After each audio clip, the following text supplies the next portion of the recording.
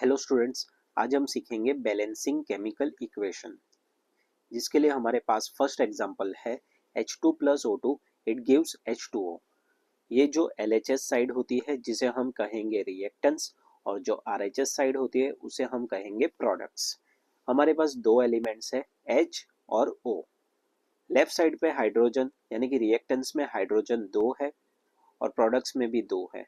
Oxygen दो है लेकिन प्रोडक्ट्स में ऑक्सीजन वन है। अगर हमें बैलेंस करना है तो पहले हमें केमिकल इक्वेशन लिख देना है H2 plus O2 it gives H2O। उसके बाद हमें ब्रैकेट बना देना है, क्योंकि कोई भी नंबर्स अगर हम बैलेंस करने के लिए लिखेंगे तो उसे ब्रैकेट के बाहर लिखना है। हाइड्रोजन ऑलरेडी बैलेंस है, हमें ऑक्सीजन को बैलेंस करना है।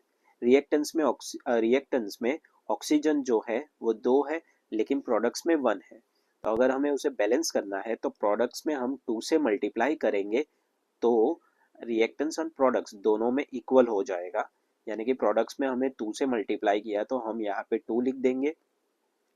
ऑक्सीजन तो हमारा टू हो गया, लेकिन हाइड्रोजन यहाँ पे हम देख सकते हैं टू टू जा फोर, यानी कि हाइड्रोजन हमारा फोर हो जाता है। रिएक्टेंट्स में हाइड्रोजन टू है, प्रोडक्ट्स में हाइड्रोजन फोर है। इस तरह हम देखें तो हाइड्रोजन को बैलेंस करने के लिए रिएक्टेंट्स में टू से हमें मल्टीप्लाई करना पड़ेगा, जिससे हाइड्रोजन बैलेंस हो जाएगा। टू से मल्टीप्लाई कर दिया है इसलिए यहाँ हम लिख देंगे टू। सो हमारा ये बैलेंस इक्वेशन है 2H2 plus O2 2H2O।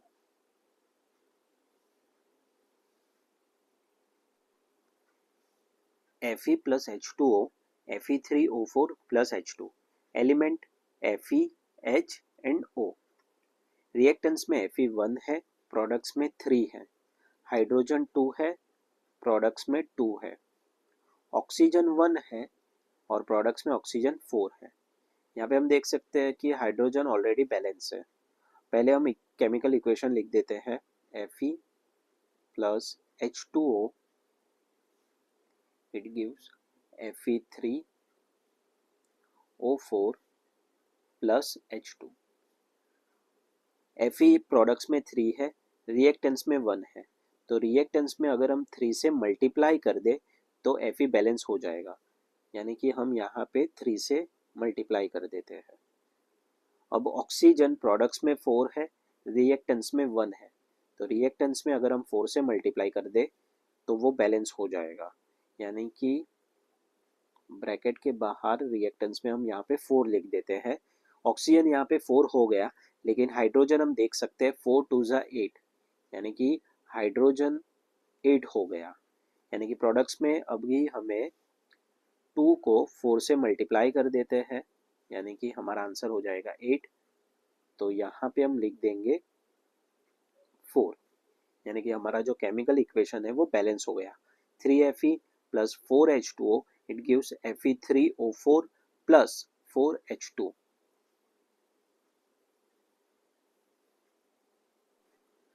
Translate the following statements into chemical equations and the balance them। यानी कि हमें यहाँ पे एक स्टेटमेंट दिया है, उसको हमें केमिकल इक्वेशन में कन्वर्ट करना है और उसके बाद बैलेंस करेंगे। Hydrogen gas combine with nitrogen to form ammonia. Hydrogen gas यानी कि H2, नाइट्रोजन N2, अमोनिया यानी कि NH3। तो पहले हम इक्वेशन बनाते हैं H2 plus N2 it gives NH3।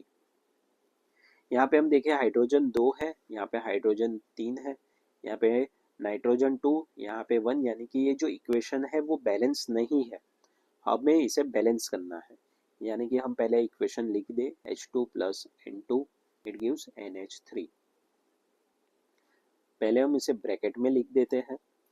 यहाँ पे नाइट्रोजन 2 है, यहाँ पे नाइट्रोजन 1 है, यानी कि यहाँ हम नाइट्रोजन को 2 से मल्टीप्लाई कर दे तो नाइट्रोजन 2, यहाँ पे भी 2, लेकिन हाइड्रोजन 2 3 जा 6, यहाँ पे हाइड्रोजन 6 हो जाता है, यहाँ पे हाइड्रोजन 2 ही है। अगर हमें उसे 6 करना है तो हम यहाँ 3 से मल्टीप्लाई करेंगे, यानी कि 3H2 plus N2 it gives 2NH3। ये हमारा इक्वेशन बैलेंस हो गया।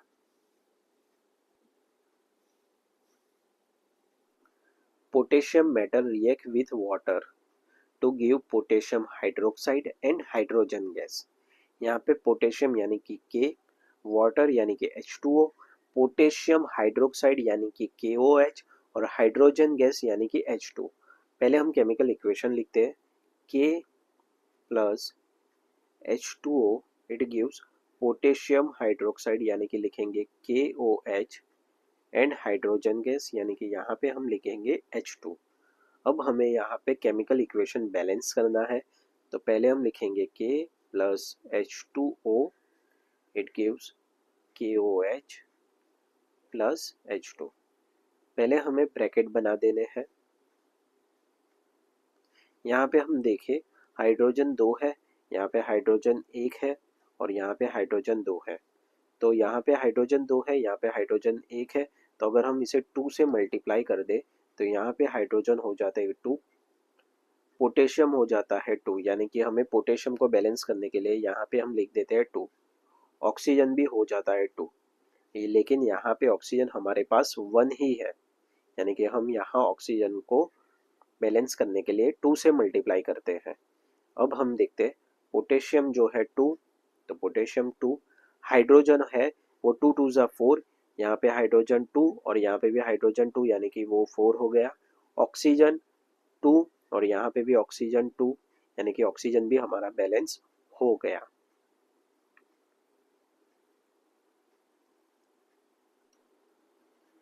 BaCl2 plus H2SO4, BaSO4 plus HCl, BaCl2 plus H2SO4 it gives BaSO4 plus HCl। Ba दोनों 1 है, SO4 ये भी बैलेंस है। Cl2 यहाँ पे Cl2 है और यहाँ पे Cl1 है, यहाँ पे हाइड्रोजन 2 है, यहाँ पे भी हाइड्रोजन 1 है, यानी कि हम इसे अगर 2 से मल्टीप्लाई कर देते हैं तो हमारा केमिकल इक्वेशन बैलेंस हो जाता है।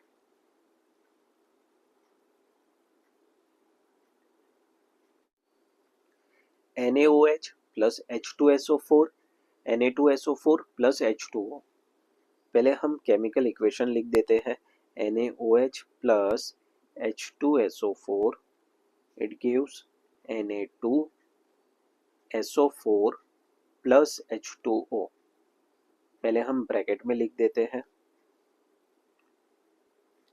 यहाँ पे हम देखें ऑक्सीजन 1 है और यहाँ पे भी ऑक्सीजन 1 है, हाइड्रोजन 2 है, यहाँ पे हाइड्रोजन 1 है। हाइड्रोजन को बैलेंस करने के लिए यहाँ पे हम 2 से मल्टीप्लाई करते हैं, तो ऑक्सीजन यहाँ पे 1 है, यहाँ पे ऑक्सीजन 2 है, यानी कि हम इसे भी 2 से मल्टीप्लाई करें तो ऑक्सीजन यहाँ पे बैलेंस हो गया, लेकिन हाइड्रोजन यहाँ पे 4 हो गया, यानी कि यहाँ पे हाइड्रोजन 2 और यहाँ पे हाइड्रोजन 2, यानी कि यहाँ पे भी हाइड्रोजन 4 हो गया। Na जो 2 है यहाँ पे भी Na2 है, SO4 यहाँ पे भी SO4, इस तरह हमारा केमिकल इक्वेशन बैलेंस हो गया।